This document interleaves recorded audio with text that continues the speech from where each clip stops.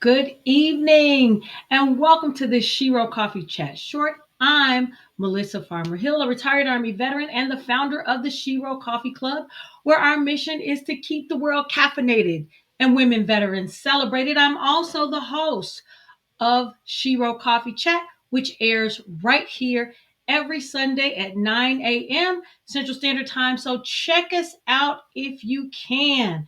Today, I am reflecting on one of my favorite sweatshirts. You see that? One of my favorite sweatshirts created by my cousin in law, Miss Keisha Morrow. Shout out to you, Miss Keisha Morrow. It says, "It was all a dream." And for those of us who are familiar with Biggie's music, they know that. For those of us who are familiar with Reverend Dr. Martin Luther King, they know that he used that in his speech at the Lincoln Mall. And of course, you see these two icons. So, Reverend Dr. Martin Luther King is an advocate, a father, a preacher, a husband, and a true role model. He was the pivotal force behind the Civil Rights Act of 1968, which under that was the Fair Housing Act. And of course, many of us know the notorious B.I.G., Big Papa, Biggie Smalls, Christopher Wallace, whatever you want to call him. He had a larger than life personality who helped shape the culture of rap music. Two men, you guys, two men. Oh, two men, two different cultures, but one powerful message. Dreams change everything. Dreams change everything. Let's talk about the power of dreams. Not the ones you have, while you're asleep, but the ones you dare to dream while you're awake, wondering, hoping, wishing, praying, saying, is that possible? The dreams that we keep in our heads. Is that possible? Now, Dr. King dreamed of a world of equality and justice and a world where love overcame hate. His dream, it wasn't just about imagining, but that was about acting. He took his dreams to the streets. He took his dream to the pulpit. He took his dreams to the very steps of the Lincoln Memorial, where he held the largest demonstration, over 250,000. At that time, that was the largest in American history. He is a reminder to us that courage in the face of adversity can inspire generations. And Notorious BIG, or Biggie, as I comfortably call him, that's the name I like. He dreamed of rising above his challenges. If you saw his movie and the environment that he came from, you would understand. His lyrics painted a picture of his struggles, of his victories.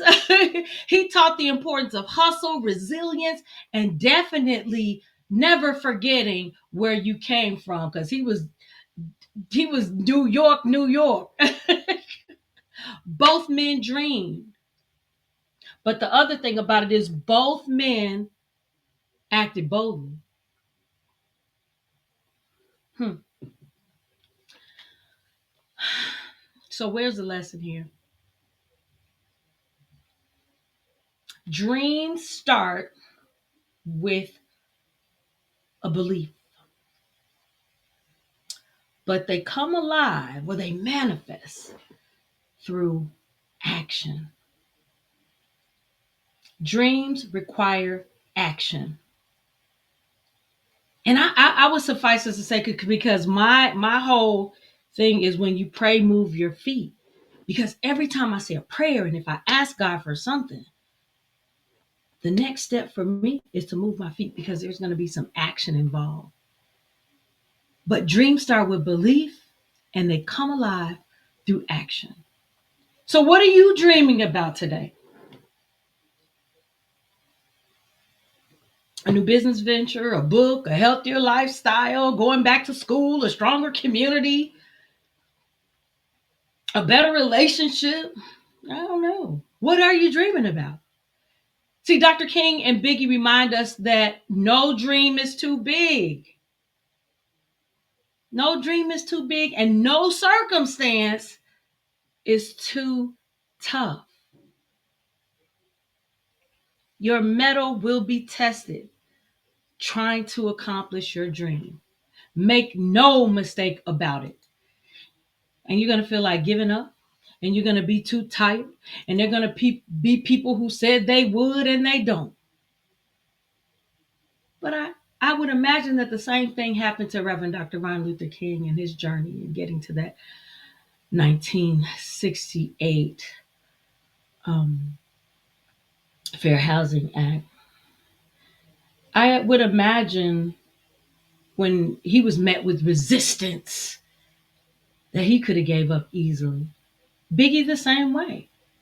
He could have just continued to deal drugs to his community, to his neighborhood. So you guys, no dream is too big. No circumstance is too tough. We just got to lead it with intention, be on purpose, and keep persisting. Don't give up after the first try. Don't give up after the second try. When do you give up? When is your dream lost? When you quit. When you quit.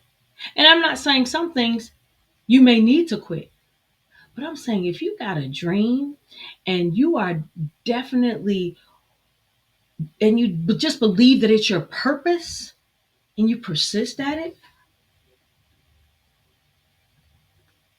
more than likely it'll come to pass.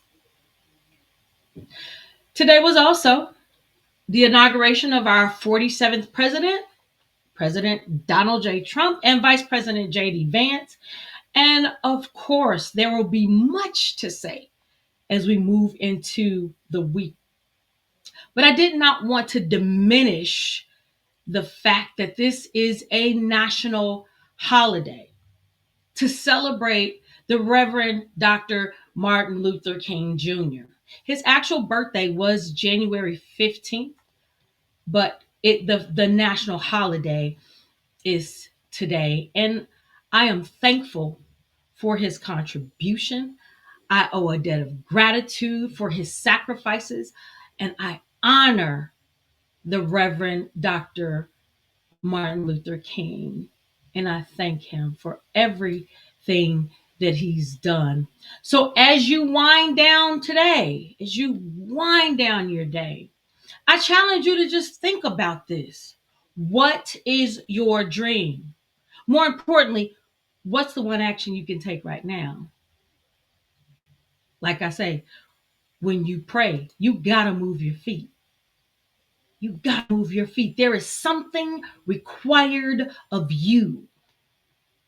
And even inside your dream, in order to turn it into reality or manifest it, it, it requires action. So you take the next step. And that next step is thinking about the one action you can do right now to bring it closer to reality. Remember, it was all a dream until somebody made it real. So that's all I have for you today. I want you to have a happy remaining Martin Luther King Day. And remember to always keep your heart full and your coffee strong. Mm, mm, mm, mm, mm, mm.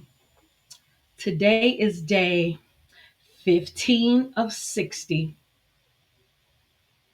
Thanks for hanging with me, y'all. See ya.